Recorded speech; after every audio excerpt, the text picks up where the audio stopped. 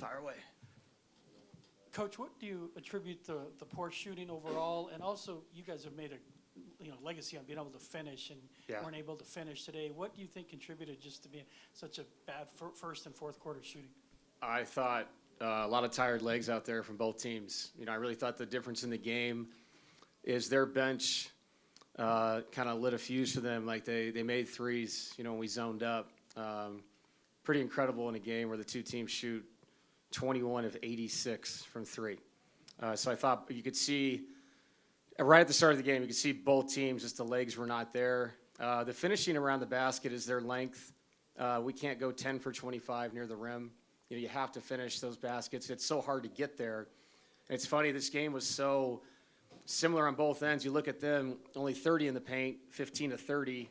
So I just really thought the difference was those guys, give them credit, Caruso, Wiggins, and Wallace. Those shots were the difference. We got up 8 through pure effort and energy, not necessarily playing well.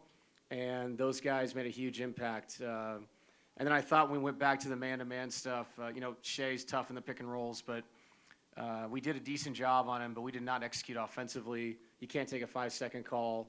There was multiple things that happened there at the end where the game just slowly got away from us. So a lot to learn from. 3-game series now, going down to a building that we know it's tough to play there. We found a way to win down there before. So we'll regroup tomorrow, watch the film, get better for Game 5.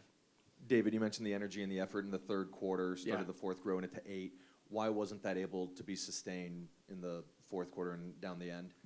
Yeah, I think sometimes when you can't make a shot, at some point it's going to affect you. I could not believe the guys throughout the first half when nothing's going good for you offensively, how it never affected the energy on the other end. And when you do that, you stay in the game. And I'm sure that wasn't the most fun game to watch in the first half at all, but we were just trying to stay in the game, and we did. And then to make that run in the third quarter with defensive energy and collapsing and just flying around, winning the defensive rebound, the 50-50, it gave us a chance, and we saw a couple shots go in finally. I think it loosened up the guys a little bit offensively during that stanza. But all the stuff we talk about, it's tough. I'm putting them in a zone. I mean, they had 15 offensive rebounds.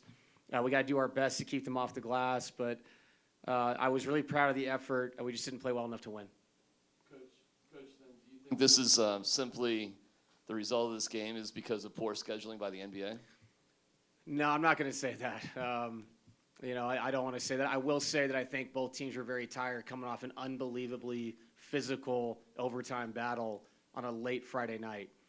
So if it affected us, it surely affected them as well. I mean, both of us had super tired legs. So it was about who's going to make that final run. And when we got up 8, I thought we were making the push. And to their credit, they were the ones to make the final run. And we made mistakes late. You can call them mental mistakes, physical, whatever it was. We didn't play well enough the last 6 minutes to win a playoff game. David, I think back to the beginning of the game, a couple of the shots that you guys missed that set the tone for it were pretty good looks. How do you kind of evaluate the overall shot quality throughout the day on those threes that you were getting? Right. I mean, you can't speak out of both sides of your mouth, right? I mean, if we're creating wide open corner threes, those are good shots. If I'm telling guys to drive back into Chet, I don't think that's the best answer. So if we execute, there was one play in particular I thought really summed it up. I mean, we ran a split game, a high split game, got a really good cut on the rim by, I believe it was Aaron. Michael was in the corner. He shoots a 3 right in front of our bench. That's a great shot. And I think that's what we have to rely on. But the difference is you can't get impatient with the missed shots because then you're playing too much isolation basketball, too much only pick and roll, and that wears down your best players. So we've got to maintain staying in the elbows, a split game, and living with the really good shots behind that through ball movement. And that will sustain your energy late in games as opposed to, I thought tonight, we got worn down a little bit in the fourth quarter.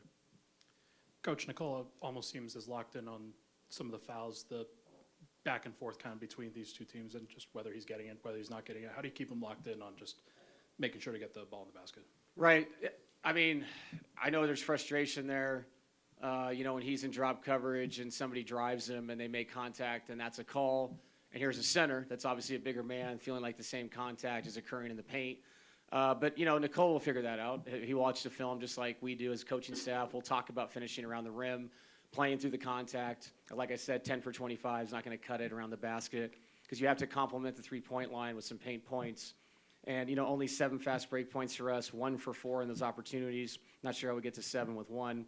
But, we just feel like everything we did tonight was just not efficient enough. Second chance, we're 3 for 11 in those situations. Like, everything that we did with effort, we just didn't get the result behind it. What was your view on what happened on the 5-second call? Mental fatigue, physical fatigue, element of surprise? What was it? No, it wasn't. I mean, we knew Caruso was going to pick up. I don't know if Mike wasn't attentive to the play. He was the next man that was supposed to flash. I didn't want Aaron down there. Aaron was part of the ATO, and it's one of those things when you take the ball out of bounds, you don't want somebody to have to take the ball out, run to a spot, be part of the execution.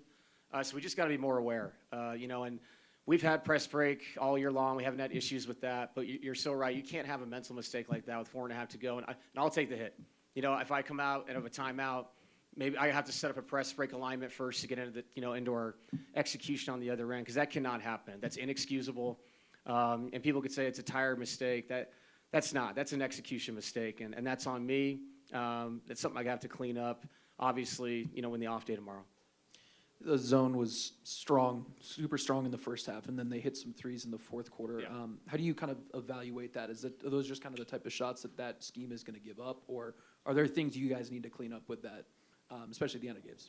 Yeah, they made above the break threes too. And these are shots that you don't necessarily want to give up, but you don't want to give up corner threes to get in a zone. So we had the desired effect. I thought as the game went on, the contests were later and later, and that's an energy thing, obviously. They changed their alignment on the backside, which was effective. So we can watch the tape and be better at that. But just the activity to go contest these guys. And I'm going to say it again, these games are so tight, so physical. It's small things that matter. And again, I give their bench a ton of credit. 8 threes made in a game like that. 8 of their 10 threes are guys off their bench. So, yeah, we took away the paint like we wanted to. We showed Shea and Jalen a lot of looks. I thought we did a pretty good job on those guys. But you give their team credit in a really disgusting basketball game. Those guys made plays and enough plays, to push them over the edge to win the game. Coach, because you don't get this experience during the regular season, that 36-hour window, did you do anything to kind of make sure the guys were as rested as possible? And what do you do going forward with only a day off? Yeah, the good thing is at least this next game, we have all tonight, all tomorrow, and then, Game 5 is another late night Central Time game, so we'll probably tip at 8:50. So at least this one is legit rest. It was almost impossible, this situation. You just don't do anything. You stay off your feet. It's all mental reps. The only time we had them on their feet was a very general walkthrough on the court of a possible adjustment. We ran a different kind of zone to start the game, a few things offensively, to get better at, and then you're just off your feet. It's really your only choice. You send them film at night that they can watch while they're just hanging out at their house. But yeah, it's a challenge, but like I said, same challenge for them. I'm sure they hung out at their hotel, stayed off their feet as best they could, knowing that their early start was going to be a challenge. So give them credit, man. That was a mentally tough win. We all were dealing with the same situation, and they came out on top.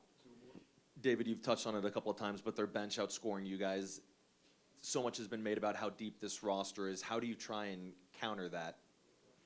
Well, we just have to get more from more people, and I have to, maybe play more than 8 guys. I felt like it was, once we pushed it to 8, I really stayed with a shorter rotation thinking that we had a chance to kind of push that thing, and take control of the game because both teams were so exhausted at that point. And then, like I said, they made shots, and then once they got the game back to a balanced place where it was a 1-point game or tied, it's hard to, to stay in a rotation after that. And he stuck to his guys late as well. So just got to give credit to Alex Caruso, man, Aaron Wiggins and Kason. They made big plays. And like I said, in a game where it kind of was a role player game. No one is that efficient outside of those guys. And like I said, super proud of our effort. Just have to play better if we're going to win 2 more in this series. The idea of this 36-hour window, you've done well with the limited rotation you had. To what consideration could you even give to extending your bench this late in the playoffs? You're right. And I think it's one of those things when you lose a game, you think about everything right away. And you wonder, is Jamal's legs a little fresher if you can go 2 more minutes? And I was trying to use my timeouts effectively in the fourth quarter to rest them. Sometimes the timeouts don't mean anything but that. I've talked about that. And you're right, it's tough. But you know, you have to look back at the game, see what the efficiency was of how we played. Obviously, we were very tired, as they were. You know, and take a look at the whole roster of guys that can help you, you know, and give you a couple minutes of energy. And like tonight, I only played Peyton 8 minutes and 40 seconds. I thought Peyton was really impactful. He played super hard. And that's all you can do with the minutes that you're given. But yeah, we've rode our guys throughout the season for good reason. It's an amazing starting five. But I got to try to be as creative as I can be to help them have some legs late in the game. Thank you, Coach. Thanks, guys.